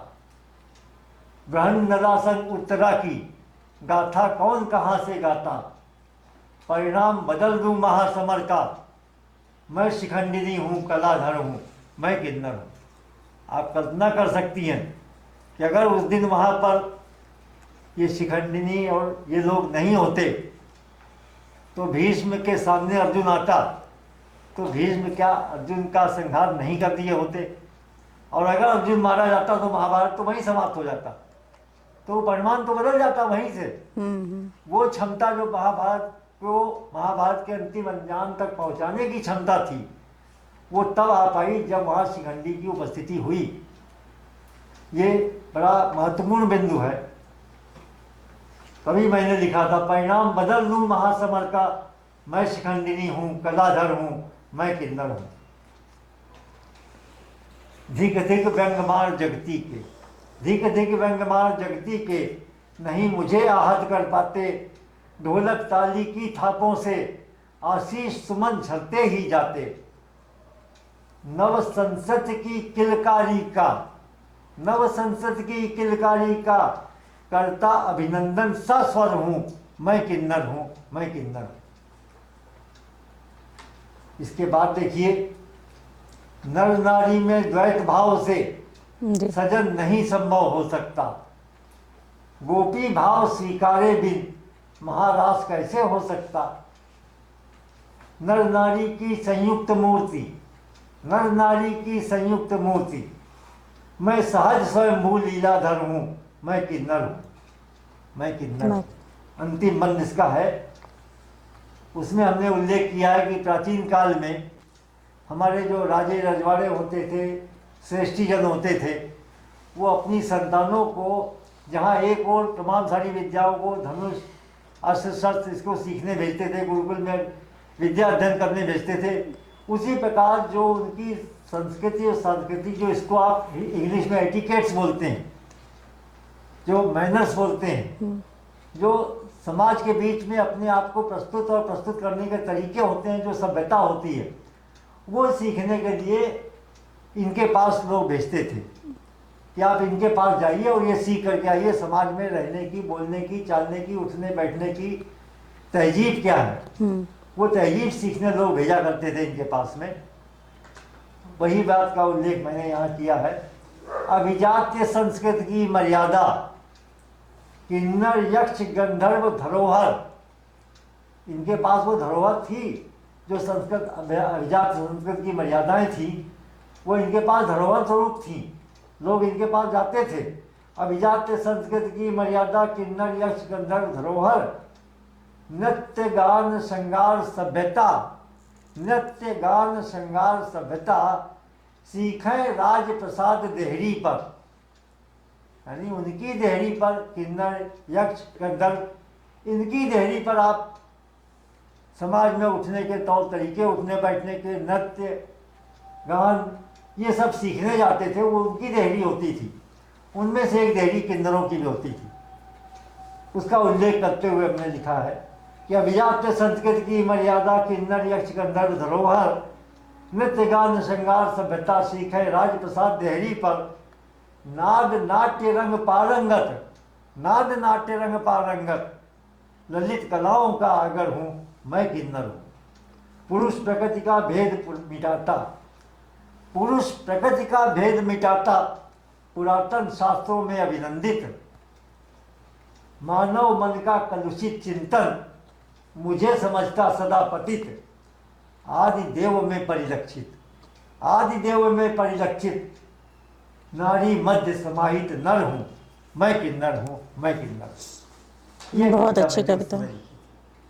और हम समझते हैं आज भी किन्नर साहित्य जो अभी तक हमारी नज़र में आया है उसमें किन्नरों के गौरव का जी इस प्रकार से उल्लेख शायद लोगों ने नहीं किया। जी और इसीलिए इस कविता का उल्लेख तमाम सारे शोध प्रबंधों में तमाम छात्र छात्राओं ने किया है। कई बार लोग मांगते हैं और मांगते रहते हैं। जी हमारे एक मित्र हैं प्रोफेसर है अलीगढ़ में, उन्होंने पूरी एक किताब किन्नरों पर लिखी है, गीत जो भी लिखे गए होंगे जी जी उनका एक संकलन किया है, यही कानपुर के अमन प्रकाशन से प्रकाशित हुई है, उसमें ये गीत है पूरा। जैसे पहले आपने बताया कि गोष्ठियों में एक विषय दिया जाता था, क्या विषय का चलन आज भी गोष्ठियों में है या आज सिर्फ अपनी रचनाओं को हम एक कवि के रूप में बस सिर्फ सुनाने ही जाते हैं गोष्ठियों में, या गोष्ठियों का स्तर पहले के मुकाबले अब कहाँ तक गिरा है या उठ रहा है या विस्तार हुआ है उनका? ये गोष्ठियों के विषय में, हम काव्य गोष्ठियों के विषय में आपसे ये जानना चाहते हैं। आरती जी, इसको हम अपना सौभाग्य कहें या दुर्भाग्य कहें,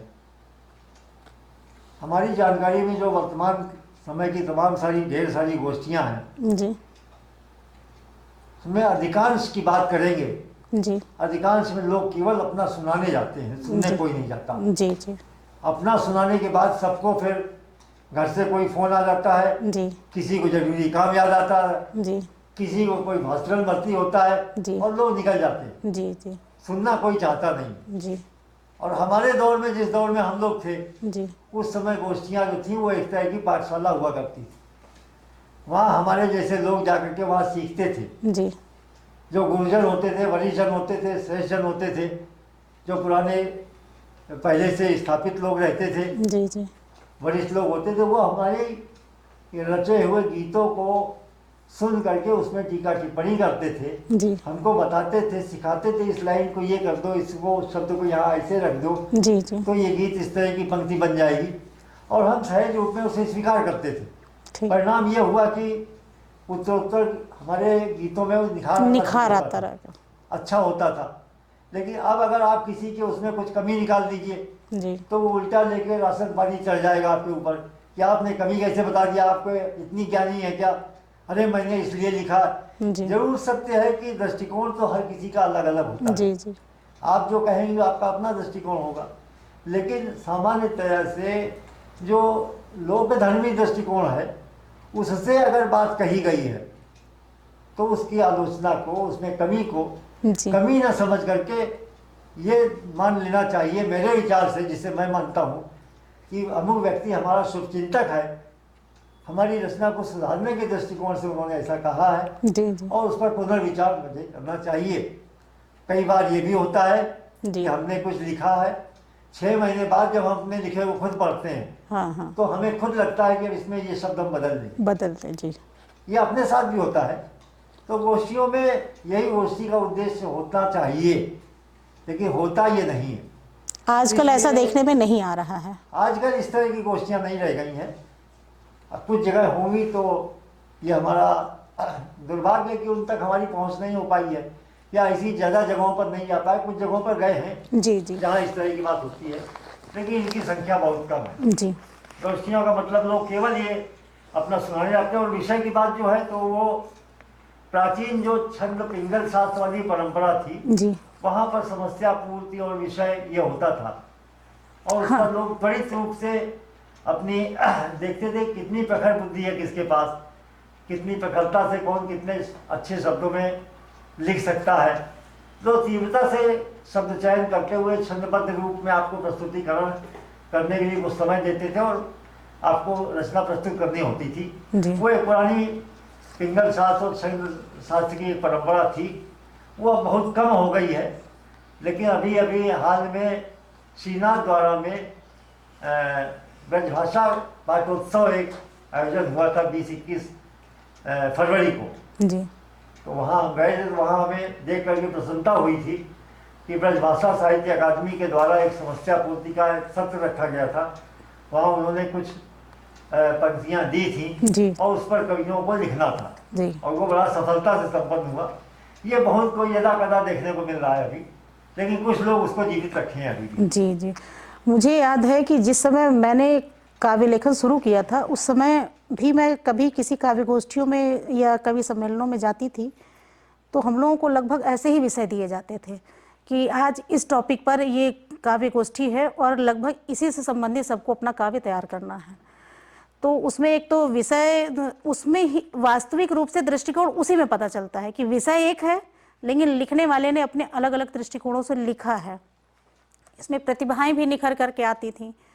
और विषय ना देने से एक तो ये समस्या है कि हम उसका निश्चित रूप से ये नहीं कर पाते हैं कि किसने एक विषय पर कितना बेहतर लिखा है। अब जैसे कि हो सकता है कि आपकी ये किन्नर पर जो कविता लिखी गई है, अगर ये एक विषय हो तो हर लोगों का अपना अलग अलग दृष्टिकोण सामने आए और हर बार अपने दृष्टिकोण से लिखने पर कुछ एक बेहतर चीज़ें भी सामने आती हैं।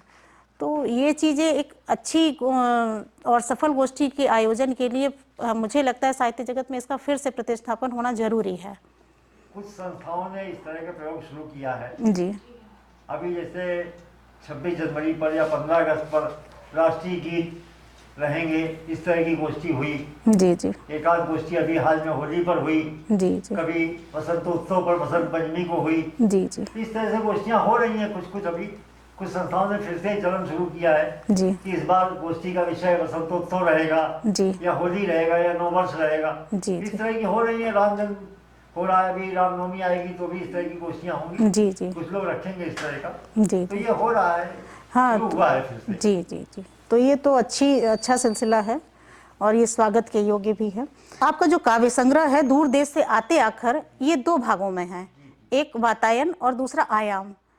तो वातायन यानी झरोखा, हाँ, और झरोखे का मतलब है कि वो युवावस्था का समय, कि जिस समय हमारे सपने, हम उत्साह और ये सब हमें लगता है कि हम कितनी भी बड़ी धरती क्यों ना, हम अपने उत्साह से उसको अपने हाथों में ले सकते हैं और ले करके अभी मैं कितना कुछ परिवर्तन कर सकता हूँ। ये उस समय का वातायन ऐसा लगता है कि आपकी साहित्य में मुझे देखने के लिए मिला है, आपके काव्य संग्रह में। और उसी के बाद में जो आयाम है, तब तक वो अल्लड़ता, वो जो जोश था, वो सब थोड़ा थोड़ा कम होता गया वहाँ पर, और वो जोश आपके अनुभव के साथ में मिल करके वो एक परिपक्व इंसान के रूप में, परिपक्व शब्दावली को वो रूप लेता चला गया। जैसे कि इसमें कविता थी, कैसा वातायन में एक है, मुझे मधुमास बुलाता है, और जबकि आयाम में है कैसा मधुमास। तो ये दोनों कविताएं, एक तरफ आप मधुमास को आने से रोक रहे हैं और एक तरफ आप कह रहे हैं कि नहीं, मुझे मधुमास बुला रहा है, मतलब उसे आना चाहिए और मुझे भी वो आह्वान कर रहा है। ये कविताओं में कैसे क्या आप अंतर देखते हैं, और मतलब समय के साथ इसमें क्या क्या परिवर्तन आ गया है? एक ही मधुमास तो वैसा ही है समय परिवर्तन तो वैसा ही है जी। यहाँ पर एक चीज हम आपको बताना है कि एक जो साहित्यिक व्यक्ति होता है या साहित्यकार होता है, उसके मन में एक जोश, खरोश और उमंग तो रहती है जी। और युवावस्था जो है वो हम समझते हैं जीवन में हर किसी के युवावस्था तो आएगी ही, जी। जी। जी। आनी भी चाहिए। और युवावस्था में अगर उस तरह का जोश खरोश हो कि अब इस समय आसमान को भी अपनी मुट्ठी में हम कैद कर देंगे, तो ये अच्छी बात होती है और हमारे अंदर भी था। और अच्छी बात, दूसरी बात ये है कि आज भी वो कुछ भी कर पाने की नहीं, मधुमास तो रंगीनियत का विषय हो गया। बात में बता रहे हैं कि वो जो एक इच्छा थी वो आज भी है जी। वो जोश अभी मरा नहीं है कम से कम। जी। जी। लेकिन ये जरूर है कि मधुमास की जो आपने बात छेड़ी, जी। तो वो समय ऐसा है, वो व्यक्ति के जीवन का, स्वयं का जीवन का मधुमास होता है। जी। उस समय व्यक्ति मदमाश की आकांक्षा करता है, मदमाश में जीता है, मदमाश में रहता है। युवावस्था में वो युवा अवस्था होती है और वो खिलता हुआ लोग उभार होता हो, जीवन खिल रहा होता है उस समय, तो वो जीवन का भी मदमाश होता है वो। उसके बाद में जब परिपक्व हो जाता है, जैसे अब हम लोग जिस आयु वर्ग में आ गए, तो यहाँ आकर के फिर हम आकलन करते हैं कि मदमाश कितना मदमाश हो पाया हमारे जीवन में, या समाज के जीवन में, या दुनिया के अंदर मदमाश की जो उमंग है वो कैसे कायम रखी जा सकती है, कितनी रहेगी। तो उस पर चिंतन अब शुरू होता है। अभी जो आपने बात कही वातायन वाली, तो चूंकि कविता संग्रह 60 की आयु के बाद आया जी, तो उस समय हमने पिछले जीवन को अपने झांकने का प्रयास किया है कि पिछले जीवन में हमने कहाँ कहाँ क्या क्या लिख डाला था, वो हमने उस खंड में संग्रहित कर दिया। और आयाम तो अनंत होता है हर किसी का जीवन का। अभी आयाम पूरा नहीं हुआ है, आयाम अब शुरू हुआ है। अब हम कहाँ तक पहुँच पाए वो एक आयाम है। इसके बाद कल के दिन जब हम आप मिलेंगे तो फिर किस आयाम पर होगी, तब इस पर बात की जा सकेगी। जी जी। तो वहाँ पर हमने आकर के जब देखा तो लगा कि हम मदमाश की बात तो करते हैं, तो ये मदमाश कैसा मदमाश है भाई, ये मदमाश अभी हो नहीं पाया है। ये दोनों कविताओं का अंतर आप थोड़ा सा अपनी कविताओं से मुझे स्पष्ट कर दीजिए, दो दो लाइन से ही स्पष्ट कर दीजिए आप। तो उसके लिए कविता पढ़नी पड़ेगी, क्योंकि हाँ हाँ, आप पढ़ सकते हैं, आप बिल्कुल आराम से पढ़ सकते हैं। याद नहीं है कविताएं। जी जी। ये मदमाश बुलाता है, फिजा में डोल रही मादक पवन, चंदा से खेल रही मुस्काती चांदनी, नाजुक कपोलों पर खिलता गुलाब, उपवन में चटकते कचनार सा आभास दिलाता है, मुझे मदमाश बुलाता है। और वो मदमाश की आकांक्षा थी जीवन में, मदमाश का आमंत्रण हम लोग दे रहे थे। कविता जगत में मदमाश पर बहुत चर्चा की गई जी जी। और मुझे लगता है मदमाश का सभी लोगों ने वर्णन जो है वो सकारात्मक रूप में किया, मदमाश से आनंद की बात की। लेकिन आयाम तक आते आते मुझे लगा, या मेरे मन का जो विद्रोही स्वरूप था उसने कहा कि यार ये कैसा मदमाश है भाई। जी जी। तब मैंने देखिए क्या लिखा कि मदमाश नहीं वंदन तुम्हारा। हमने वंदन अभिनंदन नहीं किया, हमने लिख दिया मदमाश नहीं वंदन तुम्हारा। फसलें घर तक आ न सकी, खेत पड़े हैं सूखे, आलू खाते भून भून कर बच्चे रहते भूखे। झब्बू गया शहर कमाने, झब्बू गया शहर कमाने, खबर नहीं है आई। कब से अम्मा हाफा करती, मिलती नहीं दवाई। बापू बने गठरिया बनकर, बापू बने गठरिया बनकर, ओढ़े झीनी चादर। जाड़ा पाला कैसे काटें, मिलती नहीं रजाई। भूखे भजन न होए गोपाला, भूखे भजन न होए गोपाला।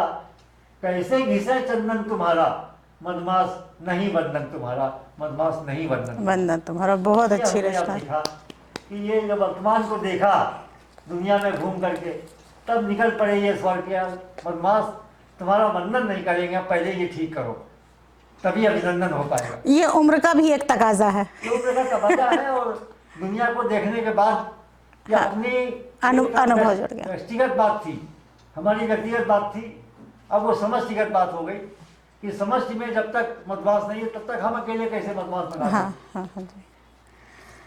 आपने आजकल देखा होगा कि एक और काव्य में समस्या सी है, या कहे कि आने व्यक्ति के समय में जो बदलाव आ रहा है कि पब्लिशर्स क्या करते हैं कि अपना एक संकलन तैयार करते हैं, साझा संकलन। उसमें आपके लिए 4 पेज, 8 पेज, 15 पेज कुछ ऐसे संरक्षित कर दिए जाएंगे और उसके लिए आपसे अमाउंट भी मांगा जाएगा, अमाउंट भी लिया जाएगा। और फिर उसका जब प्रमोशन होगा तब जो उसके स्पॉन्सर होंगे वहाँ से भी पैसा लिया जाएगा। तो ये चीज़ एक तरह से पहले हम लोगों के लिए काव्य, या पहले के समय में जो काव्य था वो एक पूजा की तरह थी, या कहीं पर कविता का निकलना, लेख का छपना, ये एक उत्साह का विषय होता था, एक सम्मान का विषय होता था। इसीलिए शायद जिनकी कविताएं छपती थी उनके लिए पैसे वगैरह भेजे जाते थे कि हम आपके प्रति सम्मान भाव, वो पैसा नहीं होता था, वो सम्मान भाव होता था। तो आजकल ये जो आप इसको किस तरह से लेते हैं कि अमाउंट अपना ही भेजना और खुद से ही कविता निकलवाना, और अब चूंकि अब ये ऐसा चलन में है और समय के परिवर्तन के साथ ये लाजमी भी होता जा रहा है, तो ये क्या ज़रूरी है, कितना आप इसे किस रूप में देखते हैं? आरती जी, हमारे दर्शकों में बहुत सारे लोग इस बात से, हमारी बात से, हमारे इस उत्तर से शायद अप्रसन्न भी होंगे जी लेकिन वास्तव में जो साहित्यिक लोग रहे हैं, जी अगर आपको साहित्य साधना करनी है जी जी तो एकांत में अध्ययन करना पड़ेगा, लिखना पड़ेगा, चिंतन करना पड़ेगा। अब आप या तो अर्थोपार्जन कर लीजिए या फिर साहित्योपार्जन कर लीजिए, जी दो में एक ही काम हो पाएगा। जी जी क्योंकि जीवन प्रतिक्षण भाग रहा है आगे की तरफ, उम्र बढ़ रही है, जी जी उसी बीच पारिवारिक दायित्व भी निभाने हैं, आपको साहित्य साधना करनी है।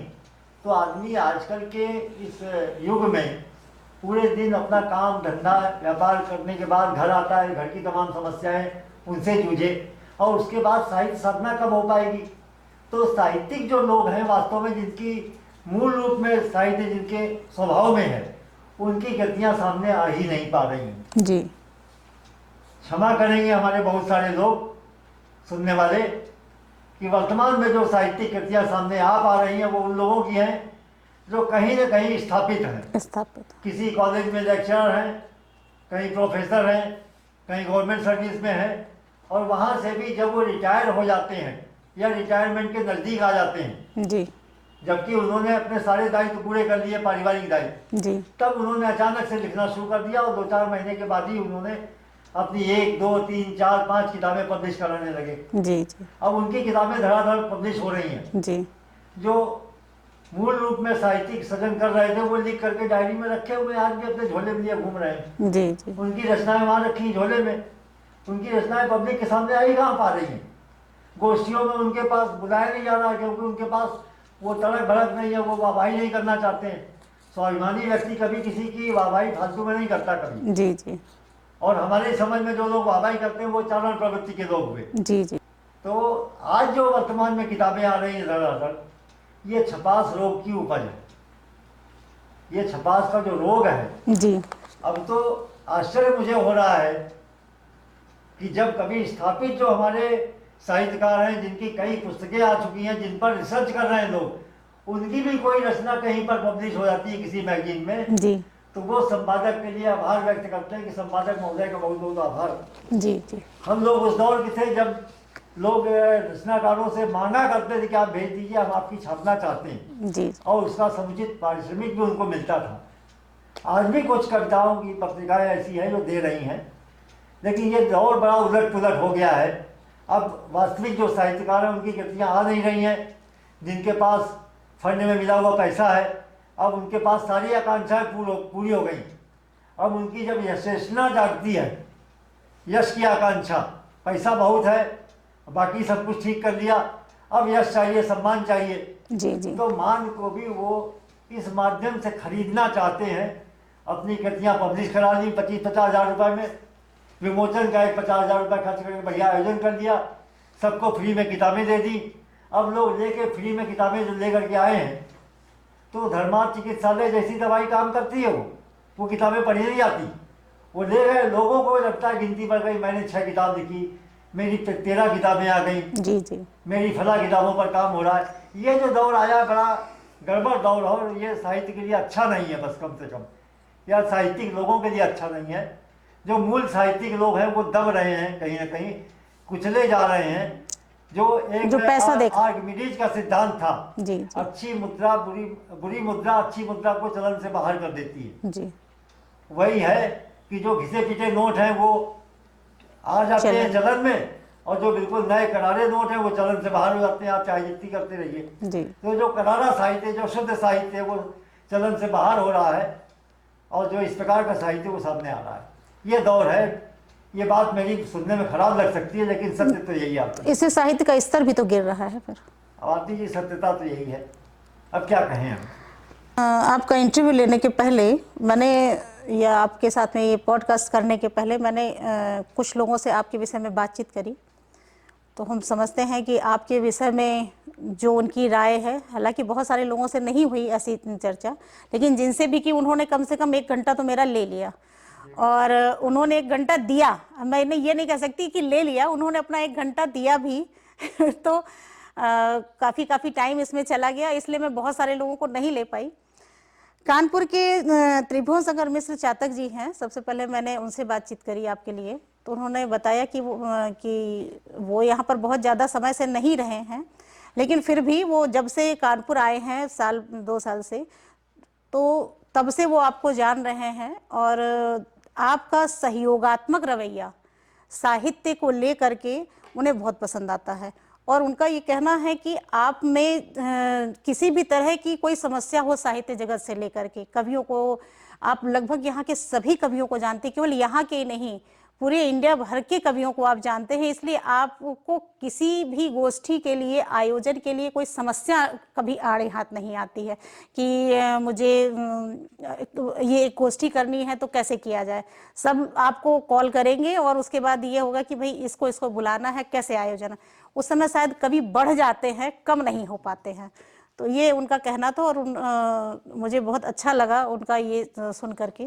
फिर उसके बाद उन्होंने कहा आपको और भी ज़्यादा जानना है तो आप यहाँ की डॉक्टर सुषमा सिंह से संपर्क करिए, वो आपको इनके बारे में बताएंगी। उसके पश्चात मैंने दूसरे दिन उनसे बात करी, उस दिन तो बहुत शाम हो गई थी, दूसरे दिन जब उनसे बातचीत करी तो उन्होंने बताया कि बहुत अच्छे व्यक्ति हैं, समझदार हैं और बहुत ही सहृदय हैं, सब सहयोग बहुत करते हैं, क्योंकि वो एक सामाजिक कार्यकर्ता भी हैं। तो मैंने कहा कि ये अच्छी बात है, लेकिन उसके बावजूद उन्होंने कहा कि इन सब के बाद भी उनका जो व्यक्तित्व है वो एक प्रभावशाली व्यक्तित्व है, और वो एक बहुत ही नेक इंसान के रूप में मैं उनको देखती हूँ। इसके बाद मैंने आपकी पुस्तक में उल्लेखित आपके 2 मित्रों के पास भी मैंने फ़ोन किया, पवन तिवारी जी और अजय शुक्ला जी के पास में। पवन तिवारी जी तो ये जान करके कि आपका पॉडकास्ट होने वाला है, वो बहुत उत्साहित हुए, और उन्होंने कम से कम आधा से 1 घंटे के लगभग बातचीत हुई उनसे मेरी, और उन्होंने आपके विषय में बहुत सारी बातें बताई कि हाँ, आप के सहयोगात्मक रवैये के कारण बहुत सारे नए लोग सामने आ पाते हैं, और धीरे धीरे करके हमको पता भी नहीं चल पाता है कि वो हमसे बड़े हैं कि छोटे हैं, हम कब मित्रवत हो जाते हैं हमें पता ही नहीं चल पाता है। ये उनके व्यक्तित्व की विशेषता है। उसी के साथ में अजय शुक्ला जी भी ऐसे ही बातचीत, उन्होंने बताया कि हम कभी एक कवि सम्मेलन में मिले थे, और फ़ोन नंबर के द्वारा और शायद कुछ चित्रों के आदान प्रदान के द्वारा आपकी बातचीत हुई। आपका क्या कहना है अपने शुभचिंतकों के लिए, अपने मित्रों के लिए? पहले तो ईश्वर की कृपा है कि शुभचिंतकों का हमें इतना स्नेह और सहयोग मिल रहा है जी, और देश के हर क्षेत्र में जहाँ कहीं भी होगा हमें इसी प्रकार से लोग ये धारणा रखते हैं। मुझे अनजाने में ये प्रतिक्रिया जो मिली आपसे, जी, जी, जान के बाद गर्व भी महसूस हो रहा है। जी। एक लेख हांगकांग से भी शायद निकला था, कोई सुब्बा जी की इसमें, तो उसमें भयवाद पर है वो शायद, फेयरिज्म।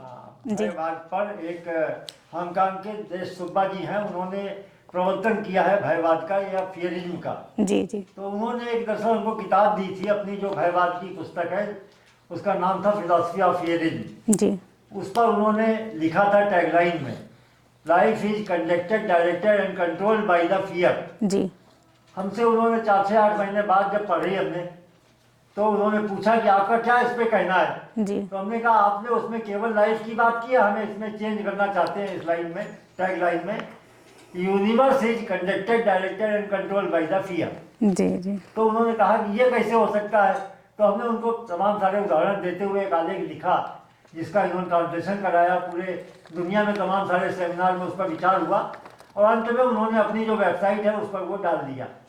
हमारा जो आलेख है वो आज भी हमारे नाम से, और जो चेंज आया है वो पड़ा हुआ वेबसाइट पर, उसके बाद की जो पुस्तक उनके द्वारा और उनके ग्रुप से जो पब्लिश हो रही है, जी, जी, उसमें उसका उल्लेख हो रहा है कि हमने ये सजेशन दिया था कि universe is conducted, directed and controlled by the fear. जी, जी, हाँ, इसमें लिखा हुआ है कि भयवाद भयवाद पर श्री देश सुब्बा जी की उपरोक्त पुस्तक पर शीर्षक के नीचे छोटे अक्षरों में लिखा है, life is conducted, directed and controlled by the fear. पर मैं चाहता हूं कि इसमें थोड़ा संशोधन किया जाए, universe is conduct direct and controlled by the fear. सिर्फ जीवन ही नहीं बल्कि संपूर्ण सृष्टि ही संभवतः भय से प्रेरित संचालित है। शायद ऐसा ही कुछ महसूस करते डार्विन ने भी सृष्टि के विकास क्रम की चर्चा करते हुए लिखा था। तो ऐसा ही कुछ काफी लंबा कॉन्सेप्ट दिया था उनको जी जी कि पूरी सृष्टि को आप देखें जी जी तो वहां पर अपने अस्तित्व को, अपने एग्जिस्टेंस को बचाने का प्रयास, संघर्ष जो है जारी है लगातार। जी चाहे पेड़ पौधे, पशु पक्षी, जीन्स जो भी होंगे जी, वो अपने अस्तित्व को रक्षा के लिए प्रयास करते हैं। जी पहाड़ से पत्थर टूटता है तो गोलाकार, त्रिशंकु, आयताकार कुछ भी बन सकता है, लेकिन अंत में जाकर के वो गोल ही बनता है। उसका कारण ये होता है कि गोल संरचना जो होती है उस पर गुरुत्व बल जो समान रूप से पूरी सतह पर होता है, इसलिए टूटने की संभावना कम होती है। इसी प्रकार पेड़ पौधे भी, जब एक पेड़ गिरता है, सूखता है, तो उसके पहले अपने बीज के रूप में वो अग्नि वंश को बढ़ाने की प्रक्रिया जारी कर देता है। तो ये प्रक्रिया चल रही पूरी प्रकृति में, इसलिए मुझे लगता है कि अस्तित्व रक्षा का जो भय है जी तो पूरी प्रकृति को संचालित कर रहा है, ऐसा मुझे लगा। इसलिए इसका उल्लेख directed and controlled by the fear ये होना चाहिए। ठीक, तो इसका उल्लेख वहां पर किया गया। जी, इसको स्वीकार किया गया, पूरे विश्व ने इसको स्वीकार किया। ये प्रशंसा की बात है, हमारे लिए गर्व का विषय है। हमारे पॉडकास्ट चैनल में जो आपने अपना इतना अमूल्य समय दिया, उसके लिए भी हम आपके लिए बहुत बहुत आभारी रहे हैं। मुझे उम्मीद है कि आप ऐसे ही साहित्यकारों का सहयोग करते रहेंगे और अपने से छोटे हों या बड़े हों, सबके सहयोग को आगे ले करके और बढ़ते रहेंगे। धन्यवाद सर, बहुत बहुत धन्यवाद।